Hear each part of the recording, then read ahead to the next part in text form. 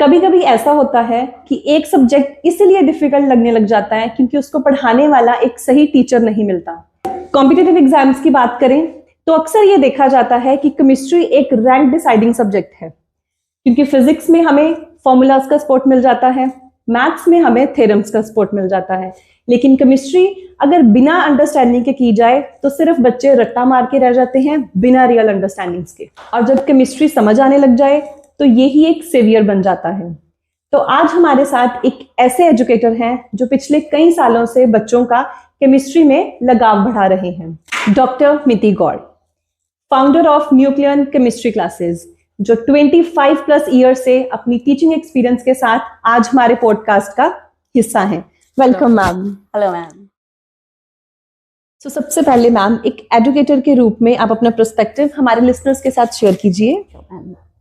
Ma'am, when I go round my working career which is more than 25 years, उसमें मेरा perspective जो change ही नहीं हुआ, मेच्योर भी हुआ है टाइम के साथ। पहले हमारा फोकस होता था कंटेंट डिलीवर करना और completion of the syllabus, but now the perspective has totally changed and now I am giving the mature version of my perspective and working on the inculcation of triple C's in the students.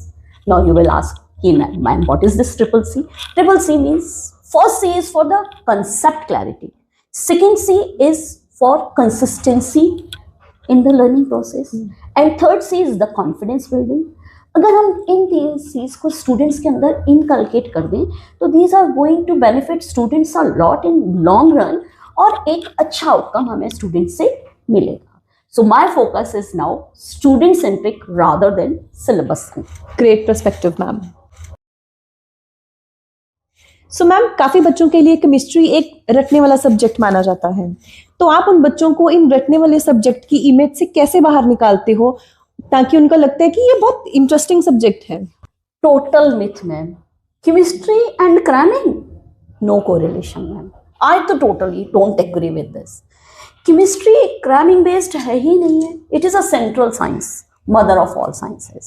तो अगर हम chemistry को कहीं रटना है तो कैसे feasible है? केमिस्ट्री तो स्टार्ट ही वाई से होती है। Why ice melts? Why water evaporates? Why cold drink, chilled cold drink is better in taste? तो अगर आप इन चीज़ों को, केमिस्ट्री को डे टू डे लाइफ से कोरिलेट करें और उसके रीजंस पढ़ें तो chemistry is actually a very interesting subject. अगर स्टूडेंट को ये लगे कि बुक में मुझे पढ़ाया जा रहा है और उसी कंटेंट को वो डे टू डे लाइफ से कोरिलेट करे, और इसमें सबसे मेजर रोल होता है टीचर का, कि टीचर उनके जो day to day life experience हैं उनको बुक में जो कंसेप्ट्स हैं उनके साथ कोरिलेट करे और प्रेजेंट करे, तो स्टूडेंट्स के लिए chemistry becomes a beautiful journey and no more becomes a history of mystery of chemical reaction. So it is only in the hands of teacher कि हम कैसे इस पर्सपेक्टिव को चेंज करें कि केमिस्ट्री रटना नहीं है, सिर्फ समझना है, अंडरस्टैंडिंग क्रिएट करनी है, and once this is developed it's a beautiful journey और स्टूडेंट्स उसको पढ़ना इंजॉय भी करता है। Very true ma'am. जब केमिस्ट्री रियल लाइफ से कनेक्ट हो जाए तो इंटरेस्टिंग तो होगी ही। तो मैम, जैसे कि स्टूडेंट सेंट्रिक अप्रोच और स्ट्रॉन्ग फाउंडेशन आपकी आज की प्रायोरिटी है, तो आपके ओपिनियन में बच्चों को केमिस्ट्री में क्या डिफिकल्ट लगता है? डिफिकल्टी लेवल इसलिए डेवलप होता है क्योंकि बच्चे को सब्जेक्ट का फ्लो नहीं समझ आता, वो कंसेप्ट्स को आपस में एक दूसरे से कोरिलेट नहीं कर पाता। अगर कहा जाए वेव नेचर तो बस रटा दिया जाता है वेव नेचर है। अगर समझाया जाए बच्चे को कि वेव नेचर क्या है, particles moving in form of wave, इस तरह से बच्चे को अगर कंसेप्ट डेवलप कराया जाए तो बच्चे के लिए टॉपिक इंटरेस्टिंग हो जाते हैं, वो सब्जेक्ट के साथ फ्लो में मूव करने लग जाता है और टॉपिक्स उसको इंटरेस्टिंग लगने लग जाते हैं। तो it is only the reality check regarding the subject जो टीचर को स्टूडेंट्स को देना है ताकि वो अपने सब्जेक्ट में एक इंटरेस्ट डेवलप कर सके और फ्लो के साथ बहे, ना कि ये सोचे कि बस केमिकल रिएक्शंस रखने हैं या फॉर्मूलाज याद करने हैं। ऐसा नहीं है। केमिस्ट्री वेरी इंटरेस्टिंग है, जिसको बच्चे को अच्छे से समझाया जाए तो बच्चा बहुत अच्छे से समझ के बहुत अच्छा परफॉर्म करता है। Totally agree ma'am. So ma'am, जैसे अब कॉम्पिटिटिव एग्जाम्स की बात करें, जेई एंड नीट, तो उसके लिए एनसीईआरटी को बहुत इंपॉर्टेंट माना जाता है, तो आपके अकॉर्डिंग बच्चों को उसको कैसे यूज करना चाहिए? माना जाता नहीं है। According to me, NCERT is like mother whom we have to religiously follow. कि अगर स्टूडेंट एनसीईआरटी केमिस्ट्री में स्पेसिफिकली एनसीईआरटी को थरोली पढ़ता है, I will correct myself, पढ़ता नहीं, पोस्टमार्टम करता है, क्योंकि एनसीईआरटी के अगर ईच एंड एवरी वर्ड की क्लैरिटी आपके पे है, डाटा है उसके बारे में क्लैरिटी है, डायग्राम्स के बारे में क्लैरिटी है, या फिर जो भी लाइंस लिखी हुई है उनके बारे में अगर आपको सही एक्सपोजर, सही इंफॉर्मेशन मिल रही है, तो कोई फैक्टर है ही नहीं जो आपका केमिस्ट्री में 180 आउट ऑफ 180 या 100 आउट ऑफ 100 स्कोर करने से आपको रोके। तो आपने भी टॉपर्स के इंटरव्यू पढ़े होंगे, दे विल से कि केमिस्ट्री में एनसीईआरटी हमने पढ़ी है, एक्चुअली उन्होंने केमिस्ट्री एनसीईआरटी पढ़ी नहीं, उसका पोस्टमार्टम किया है, and which is the need of our today also. आप देखिए जितने भी एग्जामिनर्स के बाद में एनालिसिस होती है, केमिस्ट्री के लिए तो बस एक ही व्यू आता है, एनसीईआरटी आपने अच्छे से प्रिपेयर करनी है। एंड मैं इसमें ऐड ऑन करूंगी, प्रिपेयर नहीं, एक एक वर्ड उसका थरोली पढ़ना है। तो मैम कई बार तो ऐसा होता है कि एनसीईआरटी की 2 लाइंस एक्सप्लेन करने में हमें 30 to 40 मिनट्स लग जाते हैं। मैं एनसीईआरटी को जज करती हूँ लाइक सागर इन गागर, कि आपको 100% उसका एक word, single line back exercise अगर आप पढ़ते हैं तो डेफिनेटली आप 100% स्कोर कर सकते हैं। तो एनसीईआरटी आपको मदर की तरह से रिलीजियसली फॉलो करनी है ma'am. This is my kind suggestion to students, और अगर आप इसको फॉलो करते हैं तो आउटकम आपको फ्यूचर में देखने को मिलेगा ही। Definitely ma'am. So ma'am JEE and NEET दोनों केमिस्ट्री पढ़ते हैं, तो दोनों के लिए आपके अकॉर्डिंग क्या डिफरेंस है कि वो एनसीईआरटी कैसे उनके लिए यूजफुल हो सकती है? Same NCERT for the NEET, for the JEE and for the advance students also, बस उसको किस तरह से पढ़ना है इसकी अप्रोच में फर्क आ जाता है। जैसे मैम अगर हम नीट स्टूडेंट की बात करें तो उनके लिए 45 क्वेश्चंस आते हैं सेम एनसीईआरटी से, लेकिन क्वेश्चन का क्राइटेरिया क्या होता है कि वो इमीडिएट रिस्पॉन्स करें, उन कंसेप्ट्स में उनको ज्यादा टाइम वेस्ट ना हो, लाइंस की क्लैरिटी हो, कंटेंट के साथ फैमिलियर हो, ताकि वो इमीडिएट रिस्पॉन्स करें, क्योंकि उनके प्रोफेशन की ही ये डिमांड है कि उनको कोई डिसीजन लेने हैं। आप डॉक्टर बन गए और डॉक्टर बनते ही इमीडिएटली आपको कोई डिसीजन लेना है, सर्जरी होनी है या होनी है, तो आपका जो क्विक रिस्पॉन्स है उसी को एनसीईआरटी भी टारगेट कर रहा है और एनटीए उसी पे फोकस करके आपका नीट का पेपर प्रिपेयर कर रहा है। अगर हम जेईई वालों के लिए देखें तो they have to analyse the situation, कि इंजीनियर बन गए तो इस ब्रिज को बनाना है, कैसे बनाना है, तो सिचुएशन को एनालाइज करते हैं। तो जेईई वालों के लिए एनटीए पेपर इस तरह से सेट करता है कि वो एनसीईआरटी के डिफरेंट कंसेप्ट्स की इंटरमिंगलिंग करके क्वेश्चन तैयार करते हैं, और एडवांस वालों के लिए उन कंटेंट की डेप्थ में जाके उससे उनका पेपर प्रिपेयर होता है। तो एनसीईआरटी को हर एस्पिरेंट्स को, चाहे नीट वाला हो, चाहे जेईई वाला हो या एडवांस वाला हो, थरोली पढ़ना ही पढ़ना है। लेकिन पढ़ने की तीनों कॉम्पिटिटिव एग्जाम्स के लिए बस थोड़ी सी अप्रोच चेंज हो जाती है। एनसीईआरटी हमें कैसे पढ़नी है ये टीचर बताएगा बच्चे को, तो teacher is the totally decider कि how to go through the NCERT for preparing for a particular competitive exams. So basically NEET is clarity. Exactly. And JEE is application. Very true, ma'am. Great. Wonderful, ma'am. So ma'am अब तक हमने ये discuss किया क्या पढ़ना है, कैसे पढ़ना है। अब हम स्टूडेंट सेंट्रिक से अकॉर्डिंग हम बात करते हैं कि उनको क्या चैलेंजेस को फेस करना पड़ता है। सो मैम अक्सर ये कहा जाता है कि कॉम्पिटिटिव एग्जाम्स में केमिस्ट्री एक रैंक डिसाइडिंग सब्जेक्ट है। सो आपके एक्सपीरियंस के अकॉर्डिंग ये बात कितनी सही है? मैम बिल्कुल ठीक है कि chemistry is a rank decider. तो हम इसको दोनों स्ट्रीम्स के लिए देखते हैं। तो अगर नीट का स्टूडेंट है, नीट के लिए प्रिपेयर कर रहा है, तो जिन स्टूडेंट्स को बायो में इंटरेस्ट है वही नीट के लिए प्रिपेयर कर रहे हैं, तो 90% स्टूडेंट्स की बायो अच्छी होती है। एंड सिंस नीट वाले स्टूडेंट्स मैथ्स नहीं लेते तो उनका थोड़ा सा कहीं फिजिक्स में वो लैग करते हैं, तो उसको कौन कंपनसेट करता है मैम? केमिस्ट्री।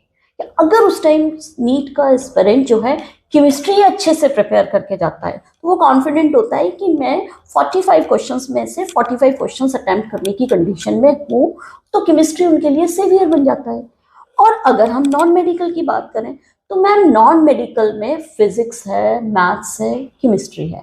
तो केमिस्ट्री नॉन मेडिकल स्टूडेंट्स के लिए एक ऐसा सब्जेक्ट बन जाता है कि जितना करोगे उतना मिलेगा। इट इज द सब्जेक्ट जिसमें कि जितने इनपुट आप दोगे ना, आपको उतनी ही आउटपुट मिलेगी। अगर आप 2 घंटे पढ़ोगे तो आपको 2 घंटे की आउटपुट मिलेगी। तो जेई वाले स्टूडेंट्स के लिए तो आसान हो जाता है कि केमिस्ट्री में वो मैक्सिमम स्कोर करें और अपनी परसेंटाइल इंप्रूव करें। तो उनके लिए तो डेफिनेटली केमिस्ट्री ही रैंक डिसाइडर है मैम। तो दोनों स्ट्रीम्स के लिए chemistry, that is BB1 are important. So ma'am, routine बनाना तो बहुत सिंपल है, लेकिन उसको डेली फॉलो करना बहुत टफ। सो आपके अकॉर्डिंग ऐसा कौन सा इजी और इफेक्टिव वे है जिससे बच्चे का आउटपुट बहुत अच्छा आए? मैम, कंसिस्टेंसी की पॉइंट है, लेकिन कंसिस्टेंसी के साथ रूटीन फॉलो करना वो तब पॉसिबल है जब आपका रूटीन रियलिस्टिक हो। अगर आप अपना रूटीन ओवरलोडेड तरीके से बता रहे हैं, बहुत ज़्यादा टाइम आप उसको दे रहे हैं कि इमीडिएटली क्लास से गए बस 1 घंटे में मुझे पढ़ना है, तो वो रूटीन रियलिस्टिक नहीं है मैम। वो रूटीन फॉलो ही नहीं कर पाते स्टूडेंट्स। तो कंसिस्टेंसी मेंटेन करने के लिए हमें ऐसा रूटीन बनाना होगा कि जो स्टूडेंट एक्चुअली में फॉलो कर सकें, और उसमें थोड़ा थोड़ा डेली आप पढ़ो, डेली अपने जो क्लास में कराया जाए उसको घर जाके आप रिपीट करो, डेली उससे रिलेटेड क्वेश्चंस करो और एक रियलिस्टिक रूटीन बनाओ जिसको आप एक्चुअली फॉलो कर सको। Then only you are going to get the proper output. अगर आपने अपने आप को ओवरलोड कर लिया, टाइम नहीं मिल रहा है, थोड़े टाइम के बाद तो you are going to exhaust, और फिर आपकी कंसिस्टेंसी का कोई रूटीन नहीं रहेगा, फिर आपको दोबारा से रीस्टार्ट करना पड़ेगा। और सेकेंड थिंग मैम, आपको स्टूडेंट्स को सारे डिस्ट्रैक्शन से अपने आप को दूर रखना है। आजकल तो मोबाइल फोन्स, तो जब आप पढ़ें तो कीप योर फोन असाइड और you should be away from all distractions. अगर आप 2 घंटे पढ़ रहे हैं तो एग्जैक्टली आप 2 ही घंटे पढ़ें, उसमें किसी और चीज़ को इन्वॉल्व ना करें। अपने पढ़ने का तरीका देखें। आप कॉम्पिटिटिव एग्जाम्स के लिए तैयार करते हैं तो आपको ऑब्जेक्टिव क्वेश्चंस करने हैं, तो what is the trend of the student कि ऑब्जेक्टिव क्वेश्चन सॉल्व करते हैं, साइमल्टेनियसली वो पीछे आंसर की, ये क्वेश्चन सॉल्व किया, आंसर की देखी, ठीक नहीं है, देन अगेन ओके इसका आंसर ये होगा। This should not be followed ma'am. कि आप एक रूटीन बनाइए कि जब आप टॉपिक पढ़ रहे हैं तो उस टॉपिक से रिलेटेड 10 ऑब्जेक्टिव क्वेश्चंस पहले सॉल्व कीजिएगा, then cross check it through answer key. तो वो आपका एग्जैक्ट बताता है कि आपकी तैयारी कैसी है। अगर आप हर क्वेश्चन के बाद आंसर की चेक कर रहे हैं तो वो आप नहीं कर रहे हैं, वो आंसर की करा रही है आपसे। तो आपको इस तरह से करना है कि 10 to 15 क्वेश्चंस की रेंज रखिए जो आप मैनेज कर सकें। रियलिस्टिक होना मैम सबसे बड़ी बात है। 10-15 क्वेश्चन सॉल्व कीजिए, फिर उसके बाद उसको आंसर की से चेक कीजिए। जो क्वेश्चंस गलत हैं फिर आप उनको वर्कआउट कीजिए कि भाई क्यों गलत हुए, उनको क्रॉस चेक कीजिएगा ताकि वो मिस्टेक्स दोबारा रिपीट ना हो। तो अगर इस तरह से आप रेगुलर हर सब्जेक्ट के लिए एक पर्टिकुलर टाइम डिवोट करेंगे, थोड़ा थोड़ा डेली पढ़ेंगे, तो मैम आप देखेंगे कि इम्प्रूवमेंट तो डेफिनेटली आएगा ही आएगा। So basically, ma'am, manageable routine is the main key here. Okay. So ma'am, जब स्टूडेंट एक कॉम्पिटिटिव एग्जाम की तैयारी कर रहा होता है लेकिन उसको अपनी एक्सपेक्टेड जो इम्प्रूवमेंट है वो नहीं दिख रही होती, तो उस टाइम पे उसको क्या करना चाहिए? टीचर की गाइडेंस। अगर स्टूडेंट पढ़ रहा है और आउटपुट नहीं मिल रही है, first of all honestly efforts कर रहा है लेकिन आउटपुट नहीं मिल रही है, इसका मतलब है उसके पढ़ाई के पैटर्न में कुछ ना कुछ प्रॉब्लम है। तो here come the role of the teacher.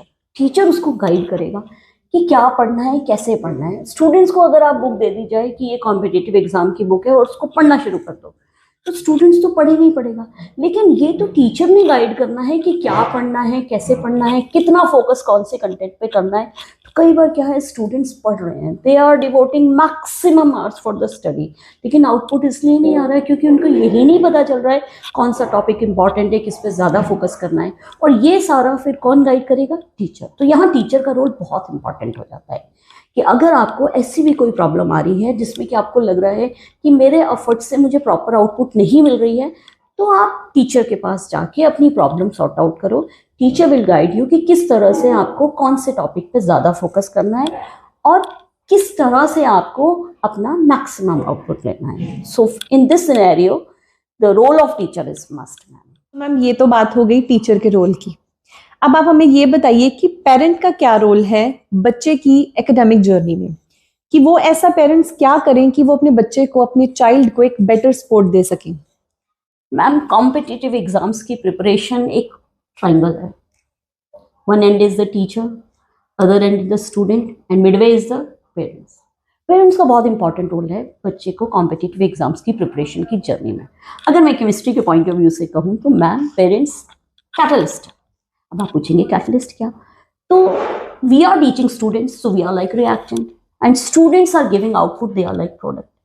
तो अब इस प्रोसेस को एक्सेलरेट करना, डी एक्सेलरेट करना, totally it's is in the hands of parents. मतलब वो कैटलिस्ट हैं जो इस प्रोसेस को एक्सेलरेट भी कर सकते हैं by providing all motivational guidance and एक स्ट्रेस फ्री एनवायरनमेंट प्रोवाइड करेंगे तो बच्चे को हेल्प करते हैं। अब आप कहेंगे डी एक्सेलरेट कैसे कर सकते हैं? Ma'am maximum students are facing this role of negative catalyst, that is parents का रोल डिएमिटिवली। टू मच एक्सपेक्टेशंस बच्चे को इतना ओवरबर्डन कर देती है कि बच्चा स्ट्रेस में पड़ने लग जाता है।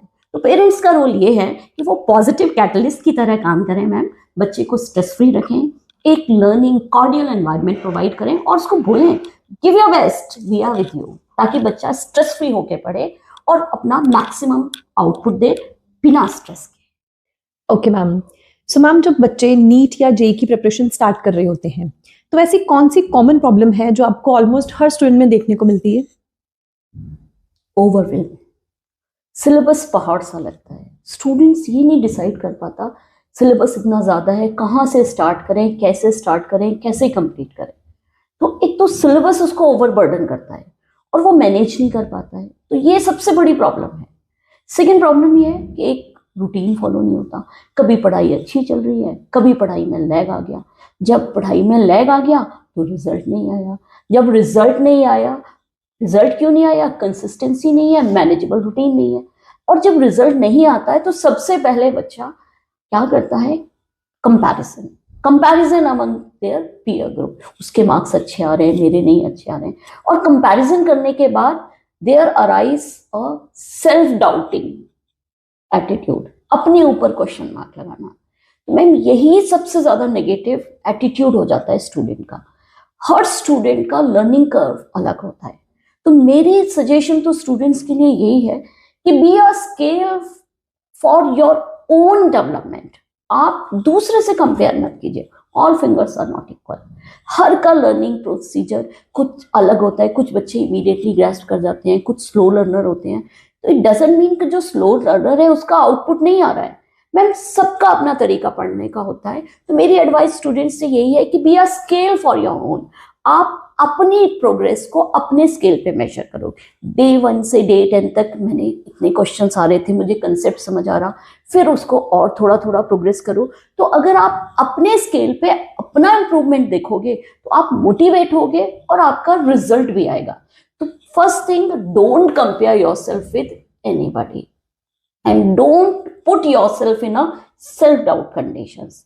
Putting question mark on you, that means you are just giving a hand to your career. तो आप अपने अकॉर्डिंगली तैयारी कीजिए, लेकिन ऑनेस्ट और सिंसियर एफर्ट्स होने चाहिए। ये नहीं कि आपने सेल्फ डाउट किया और उसके बाद अब मेरे से मैनेज नहीं होगा, अब मैं नहीं कर सकता, आपने पढ़ना छोड़ दिया।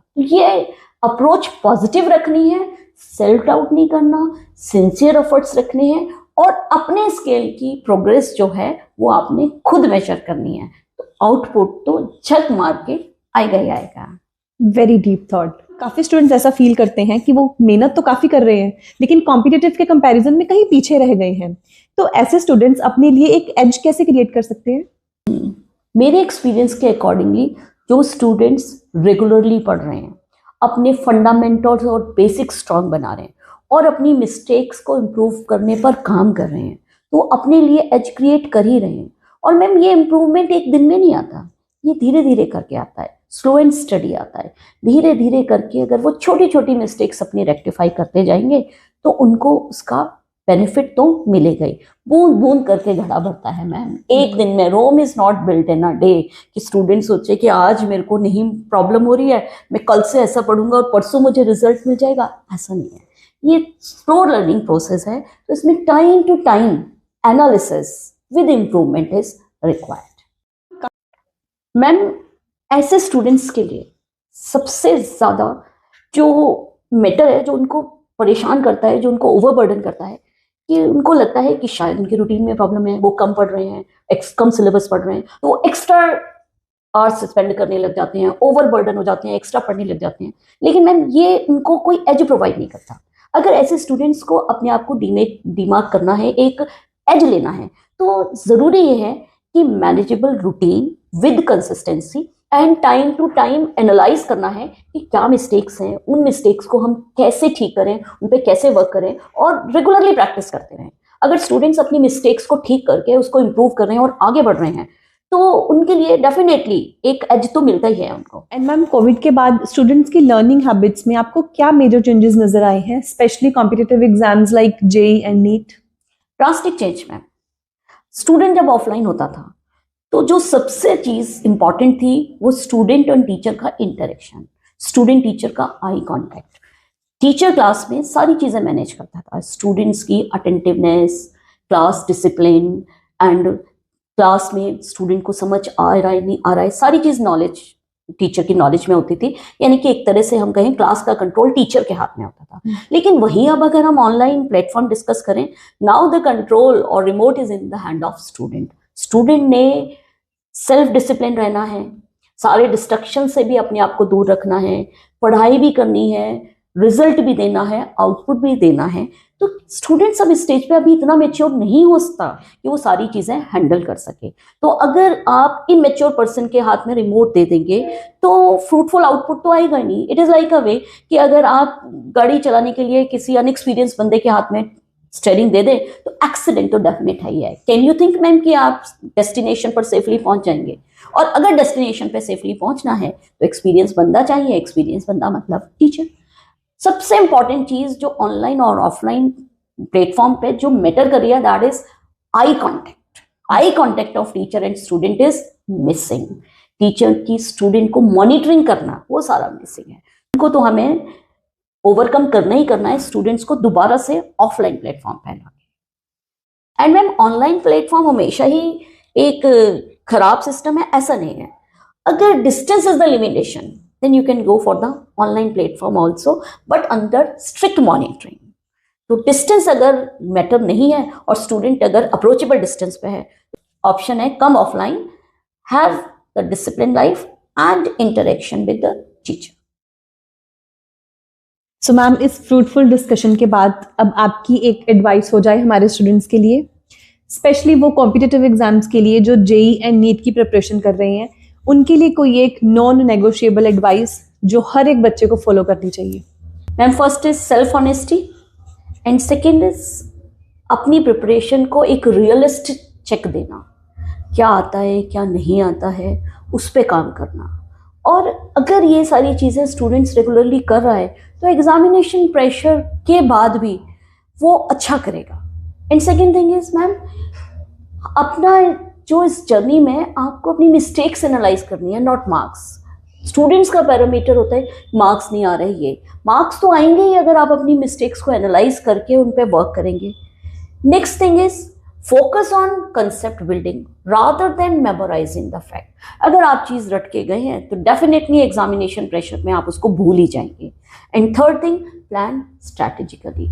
तो तीन चीज़ें बहुत इंपॉर्टेंट है ma'am. First is focus on mistakes, not on marks. Second is build your concepts strong, not memorize the things. And third is plan strategically. तो ये चीजें अगर बच्चा कर रहा है डेफिनेटली उसका सिलेक्शन होगा ही होगा। So much insight. Now अब पेस चेंज करते हैं। Let's get into the rapid fire before we wrap up. Sure ma'am. So ma'am, competitive exams की प्रिपरेशन के लिए मेजर कंट्रीब्यूटिंग फैक्टर क्या है? Major revision, only revision. Okay. And competitive exams के लिए रिवीजन का सबसे कॉमन मिस्टेक क्या होता है? सिलेबस रिपीट करना। Revision doesn't mean syllabus repeat करना, मिस्टेक्स को ना रिपीट करना is revision. Okay. So ma'am, आजकल जैसे बहुत सुनने में आ रहा है कि बच्चे कहते हैं हम ना बर्न आउट फील कर रहे हैं। So according to you what is burn out? Burn out is not failure, it is lack of some element in your surrounding that is hampering your preparation ma'am. Okay. इनके दौरान ma'am जो burnout हो जाता है बच्चों को, तो उसका क्या साइन है कि उनको पता चले? पहले जो चीजें मैनेजेबल लगती थी, नाउ दे स्टार्ट फीलिंग कि things are going out of control. Okay. So ma'am, इस बर्नआउट सिचुएशन से निकलने का एक क्या सिंपल सा वे होगा? मैम रीस्टार्ट बटन ऑन करो, थोड़ा सिलेबस रिड्यूस करके मैनेजेबल टारगेट्स के साथ उसको फुलफिल करो। Okay, very fruitful, ma'am. Thank you so much for sharing your experience so openly. अगर आप स्टूडेंट हैं या पेरेंट हो और आज की कॉन्वर्जेशन से आपको अपनी किसी भी सिचुएशन से बाहर निकलने का वे आउट मिला हो, so we hope it helped you to think in a right direction. Thank you for listening.